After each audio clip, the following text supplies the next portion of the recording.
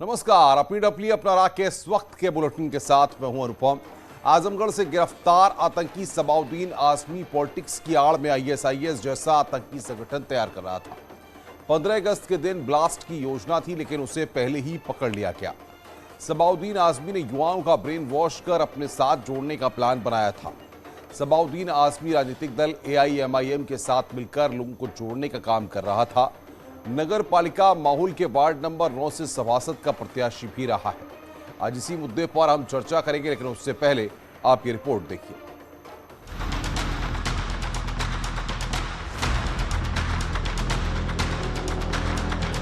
गिरफ्त में आईएसआईएस आतंकी, हुआ बड़ा खुलासा।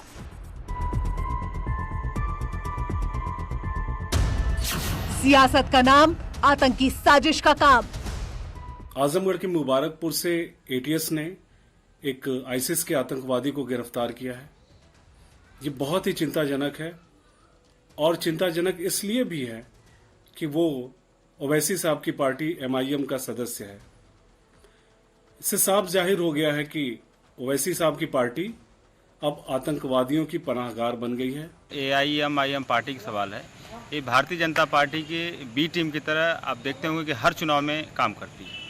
तो इसके लिए एआईएमआईएम पार्टी और उनके मुखिया ओवैसी जी और उनके जो अघोषित एलाइज भारतीय जनता पार्टी, ये सभी लोग जिम्मेदार हैं और इनके ऊपर सख्त से सख्त कार्रवाई होनी चाहिए। एआईएमआईएम का सदस्य आतंकी सबाउद्दीन आजमी।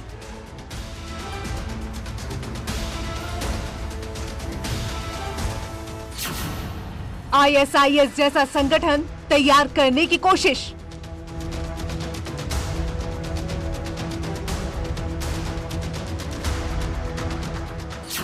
एआईएमआईएम का टेरर कनेक्शन।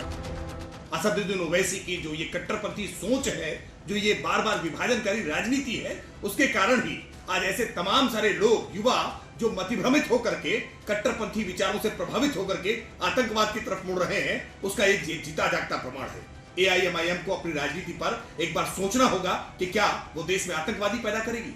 मैं कहना चाहूँगा बीजेपी के लोगों से कि हम प्रज्ञा सिंह ठाकुर जैसे लोगों को अपनी पार्टी में नहीं लेते। उन लोग जेल के अंदर रहे, उनके ऊपर आतंकवाद के मुकदमे चले, वो अपने बारे में बात करें, हमारे बारे में इस तरीके की बात ना करें। एमआईएम पार्टी ना ऐसे लोगों का सपोर्ट करती है, ना ऐसे लोगों को अपनी पार्टी में लेती है।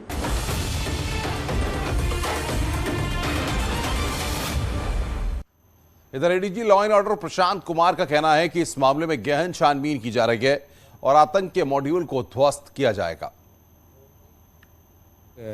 आजमगढ़ के व्यक्ति की गिरफ्तारी का प्रश्न है, वो हमारी जो एटीएस है, एटीएस ने पहले भी इस तरह के मॉड्यूल बस्ट किए हैं, और जो व्यक्ति गिरफ्तार हुआ है वो एक हाईली रेडिकलाइज्ड यूथ है, जो सोशल मीडिया प्लेटफॉर्म के जरिए विभिन्न आतंकी संगठनों के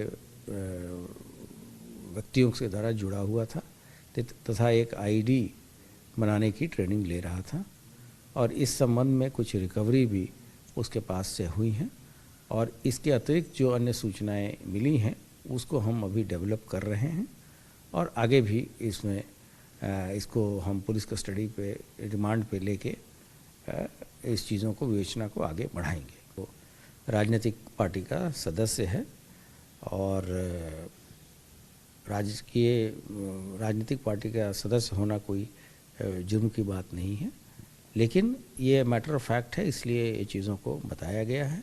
और ये छद्म आईडी बना के, फेक आईडी बना के किसी एक ऑर्गेनाइजेशन में पेनिट्रेट करने की भी इसकी कोशिश थी, और इस पहलू पर भी अभी और गंभीरता से विवेचना चल रही है।